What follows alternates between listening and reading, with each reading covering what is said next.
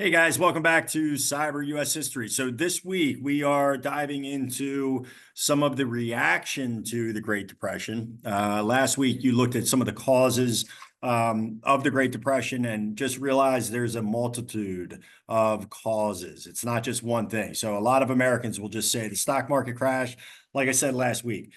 That would be correct, but it's not just the stock market crash. It's everything else that went on.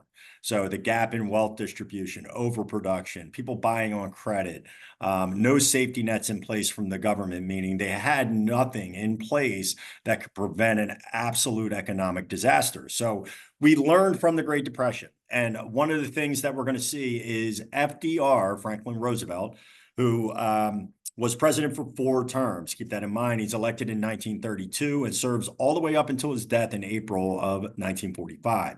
So he's the only president to serve more than 2 terms. So, and the reason for that, guys, is A, the 22nd Amendment wasn't around yet, which limits the president to 2 terms.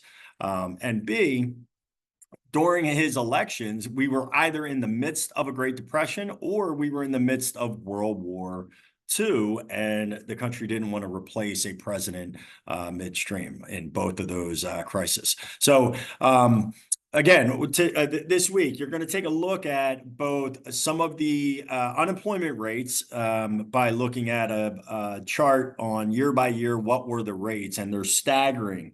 We haven't seen unemployment rates like that ever since the Great Depression, and hopefully never again. Rates as high as 25% at times, certain years. So one out of every 4 Americans was unemployed.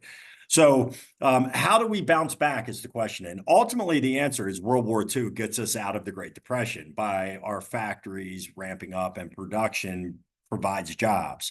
But ultimately, FDR tries to get the country out of the Great Depression by what he called the New Deal.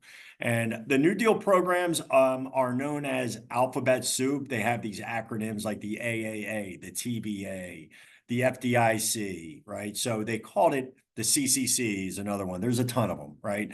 And so they called it alphabet soup. And so each of those programs was designed in their own way to get people back to work in some regards. Some of it was direct relief.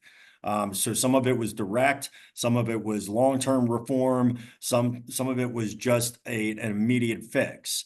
But the ultimate idea is that the role of the federal government changes during the New Deal. And what we see is the federal government gets directly involved into the economic disaster of the Great Depression. And so we see heavy federal involvement in trying to get the economy going.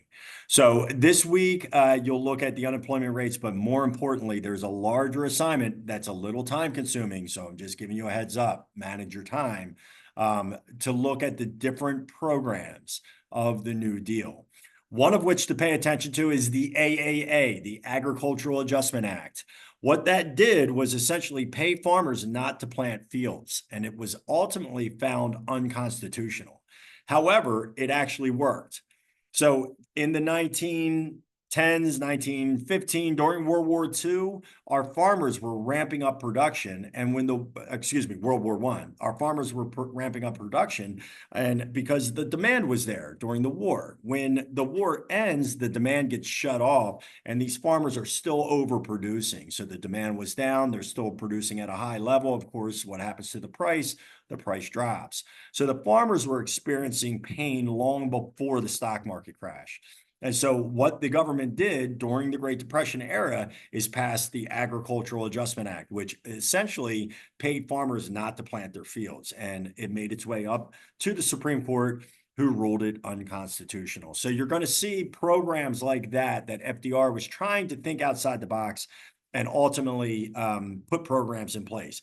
Many of these programs are still around today. Things like Social Security, right? It's still around today. The FDIC, still around. The Securities and Exchange Commission that oversees the stock market and makes sure that there's not corruption in the stock market, still around today. So ultimately, the impact of the Great Depression, the long-term impact and the outcome is one that's positive. It's the idea that we put these safety nets in place the government then put these programs in place, many of which are still around, so that we have oversight and we have safety nets in place so that the Great Depression doesn't happen again. All right. So that's what you're going to study this week.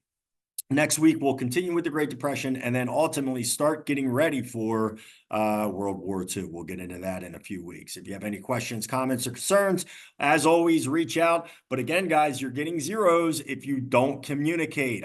Some of you are still turning in assignments and we're in the third marking period. It stays as a 0 unless you communicate as to why you can't complete the assignment. Till next week, I'll see you then. See you guys.